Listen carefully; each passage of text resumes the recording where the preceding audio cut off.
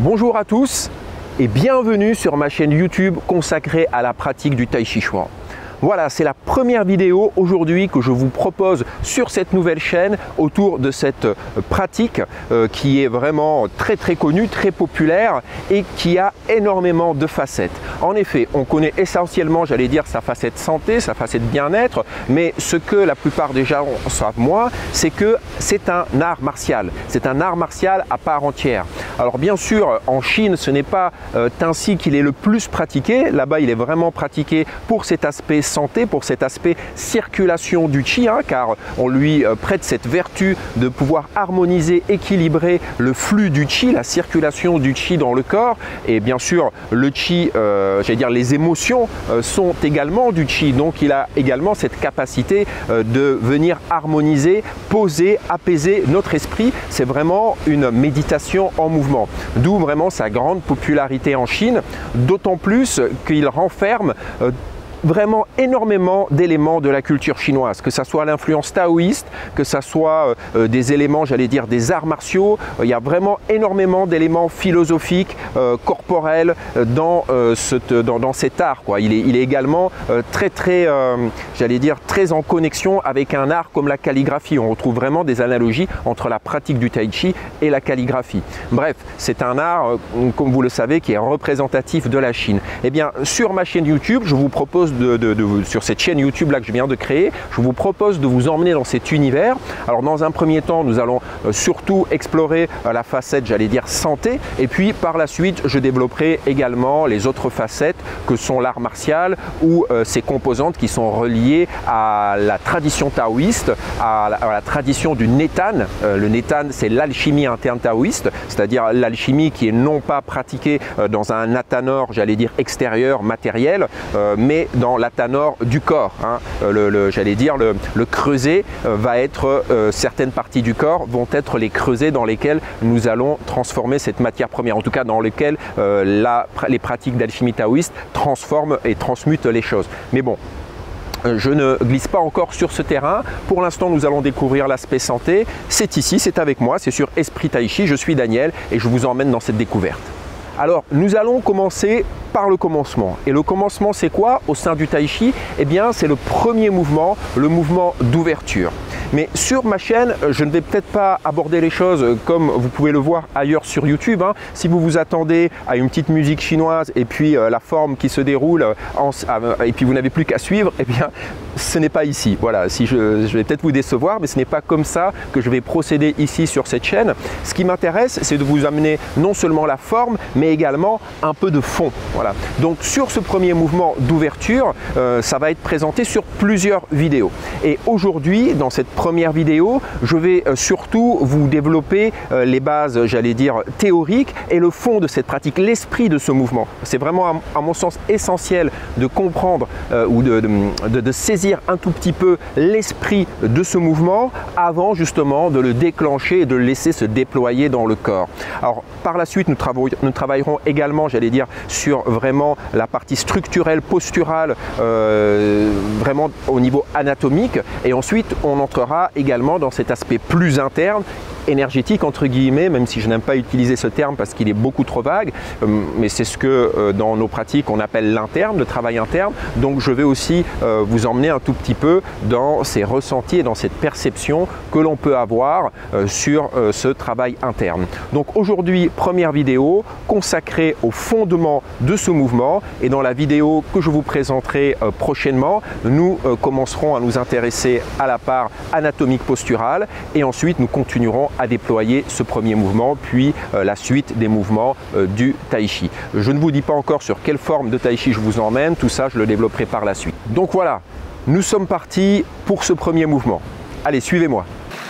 Bonjour à vous et bienvenue pour votre leçon de Tai Chi. Aujourd'hui, nous allons nous intéresser à un mouvement fondamental. C'est le premier mouvement de notre forme et c'est pour ça qu'il est aussi important. C'est lui qui va donner le tempo, c'est lui qui va donner le rythme. C'est par lui que nous allons insuffler la vie à notre forme. Ce premier mouvement s'appelle l'ouverture et c'est le commencement de notre Tai Chi. Ce premier mouvement part d'une posture fondamentale. C'est la posture juste debout, la posture que j'appelle Wu Chi.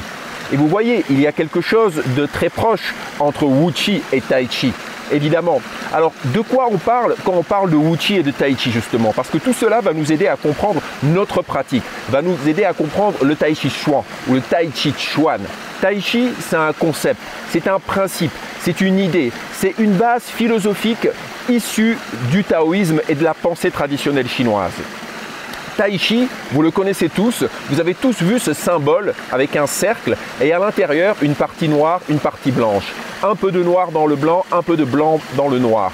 C'est le yin et le yang, c'est ce cercle qui englobe le yin et le yang. Eh bien, ce diagramme-là, ce symbole-là, ça s'appelle le symbole du Tai Chi. Les Chinois disent le Tai Chi Tu, le Tai Chi Tu.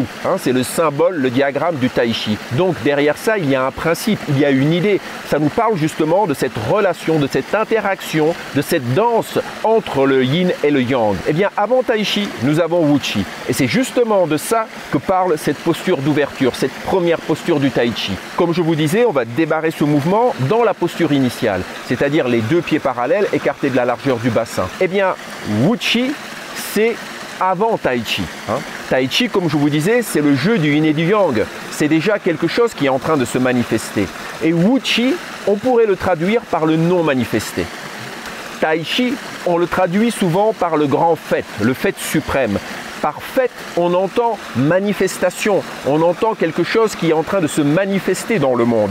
Donc, quand on dit la manifestation suprême, le fait suprême, le grand fait, eh bien finalement, c'est tout ce qui se manifeste dans ce monde. C'est tout ce qui se manifeste en nous, autour de nous, dans l'univers. C'est ce jeu incessant du yin et du yang qui se passe autant dans le macrocosme que dans le microcosme. Et avant qu'il y ait quelque chose qui se manifeste, eh bien, il y a un état de non manifesté. Et cet état de non manifesté, nous, dans notre pratique, on va le symboliser par cette posture initiale, par cette posture du Wu Chi. Okay ? Pour vous faire comprendre ces différents concepts, je vais vous donner un exemple. Je vais vous faire voyager dans des images. Imaginez un espace vide, sans limite. Dans cet espace vide, il n'y a ni haut, ni bas, ni droite, ni gauche, ni intérieur, ni extérieur. On va s'imaginer cet espace infini comme un grand tableau blanc. Mais évidemment, un tableau blanc qui n'aurait pas de rebord. Imaginez ce grand tableau blanc. Et disons que ce grand tableau blanc, on va l'appeler le Tao. C'est un infini. On ne peut même pas le nommer. Et d'ailleurs, c'est ce que nous dit le Tao Te Ching dans une de ses phrases. Dès qu'on nomme le Tao, ce n'est plus le Tao. C'est quelque chose qui est innommable. On ne peut pas le saisir avec nos concepts intellectuels. On ne peut pas le saisir avec la pensée. Parce que la pensée divise, la pensée classe, la pensée délimite. Et là, nous sommes en présence de quelque chose qu'on ne peut pas cerner, qui est insaisissable. Finalement, cet espace vide, sans début, sans fin, sans droite, sans gauche, sans haut, sans bas, on ne peut même pas l'appeler un espace. On pourrait simplement dire c'est un infini. Cet infini, donc, nous allons le représenter par ce grand tableau blanc. Et d'un seul coup, au milieu de cet infini, ou dans cet infini, il y a une singularité. Cette singularité, nous allons la symboliser par un cercle. Et ce cercle, cette singularité, eh bien, ça vient de délimiter un espace. Maintenant, nous avons un espace. Maintenant, nous avons un lieu où les choses vont pouvoir se manifester. Il ne s'est encore rien manifesté, il ne s'est encore rien passé. Nous avons simplement circonscrit un espace de possible, un espace de potentialité. Eh bien, ce cercle vide, cette singularité, cet espace au milieu de cet infini, eh bien, c'est cela Wu Chi.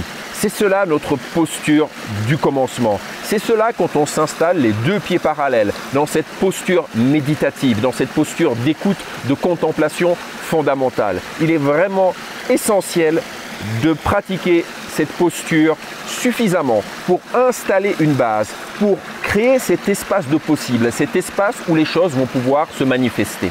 Et ce début de manifestation, c'est justement ce que nous allons aborder par ce premier mouvement, qui est le premier mouvement de notre forme de Tai Chi Chuan et qu'on appelle l'ouverture. Mais on va continuer à développer notre image et notre petite histoire. Nous avions ce grand tableau blanc qui représentait tout simplement l'infini. Puis, dans cet infini, apparaît une singularité. Et nous avons un espace, un lieu de possible, où les choses peuvent se manifester, où les choses peuvent être. Eh bien, cet espace, nous l'avons appelé Wu Chi. Et dans ce Wu Chi, il ne s'est encore rien passé, rien manifesté. Et il va y avoir une première pulsation, une première impulsion. Et cette première pulsation, eh bien, ça va être ce rythme binaire, ce yin-yang, comme un battement de cœur si vous voulez.